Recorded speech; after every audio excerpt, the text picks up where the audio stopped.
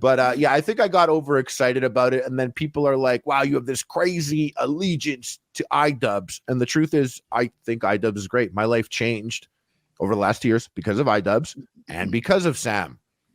Mm-hmm. And so when all this is going down and Froggy does something, like when he made the OnlyFans joke, I know enough of Sam and Ian and Anissa and the scenario, and that like Froggy went down to Rhode Island, that I was like, oh shit. It was a nothing joke. It was nothing to me. Mm-hmm. But I knew enough that I was like, whoa. Because, you know, I'm not saying Sam was like, you got to make this joke.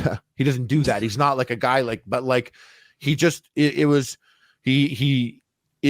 I looked at it optically, I'd be like, oh, he tweeted at Hassan about 9/11, and then he tweeted, and then he made a joke about the OnlyFans. I'm like, so he's kind of, I knew he was going to love it in Rhode Island. Yeah. I loved it there. I came back home and I was, you guys don't get it, man. I really don't think he's a Nazi. He gave me his time. He's super hilarious. He's chill. I got to like be in his circle. It was really hilarious. And they're like, you got to calm down, bro.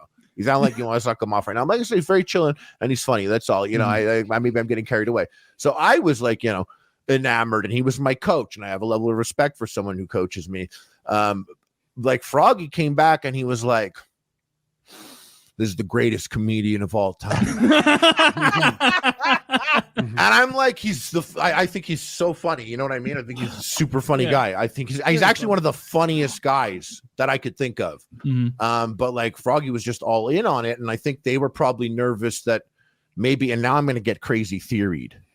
Maybe they were nervous that, like, and I said this in my head privately, I was like, maybe they were nervous, like Sam's gonna like come through with a costume or do some next level shit. Like, you know, like if it were me, I'm the bitch like that, where I'm like, no, we can't. It's his event.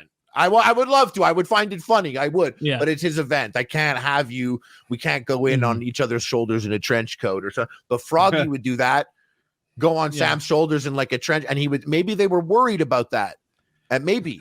I don't know. Has been worried about that before. Like, I think Sam wanted to fight on an Idubbbz event, and Idubbbz was like, this guy's entire shtick is kind of fucking with people. I can't do business with that. Like, we have to take this event and put it on. What if he just pretends that he's going to show the whole time, and then he gets up there, salutes, and turns around? Like, I'm paraphrasing. But if I'm Idubbbz, I'm like, yeah, look, Sam, I get that you're funny, but your brand of humor is like messing people's shit up and fucking with them and making them look stupid. So that makes you a risky business partner. People are terrified of Sam. I mean, I told people I was going to go train with him, and they were like, what if he, and the things they said were so insane. They're like, yo, what if he does this? What if he does? What if he I was scared of Sam before he came on the show. I was like, he's going to leap through the computer where he has this, like, he just stays in character the whole fucking time. Start writing runes. and then you know what? What's going to happen when he comes on the show? Is he ever going to break character? He did the worst. Sounds like William Wallace. Like he's like a mythological figure. Like he's just a comedian, right? He's good at it. He's just a funny guy. Taylor, you ever look in the mirror late at night and say Sam Hyde 3 times? No, I'm too scared. I did think that you guys are all laughing at me, but I'll tell you, in private, they said the same thing. They're like, I wonder what we get with Sam. I wonder what's going to happen when he shows. Is he going to be genuine and like be interviewed, or is he going to just sort of like try to ruin our show as his bit? No, I was curious about which version of him we would get, and I didn't think there was a bad version to get, because if he was weird and bizarre and like sort of difficult to interview, like we were trying to say, oh, Sam, what's it like being a fucking school? And he just went and started talking about something off the wall. Like that would be good content too, to just go along on whatever journey he wanted to go on. I'm like coming out of goddamn focus. Dude, after we had him on for the first time, the only fear I have with having him on is what his audio quality is going to be like, because he's always screaming from a fucking supply closet. Like like in the wrong direction. You have to ask him to repeat himself. Bro, that's the top paid US streamer on YouTube you're talking about right now. He was pacing around a room like a psych patient. Yeah. Was he? And I like Sam Hyde. He's very funny. Well, that's the thing. People are like, yo, what if you go there and he fucking jumps you, or he fucking does? And I'm like, yo, I went there and he did something worse than you could imagine. What? He was funny, nice, and likable. Yeah. That's like that. Like I left and I'm like, cool guy. And Yeah. you know, that's like there are people that didn't want that, and I can't stress this enough. Idubbbz never held it against me that I still have a direct line of communication with him. Like, I know inside stuff at Creator Clash as the fights were coming up. Like, I know who was going to box Froggy and all that. And like, I still spoke to Sam, and he knew I spoke to Sam, but I kind of just wanted to have a transparency between them both. And so it's weird, like when the fight happens, like when that shit went down, and I was like, well, Froggy, I could see why the comment was fucked up. Then people are like, you fucking bitch Jew, you turned your back on Sam, you know?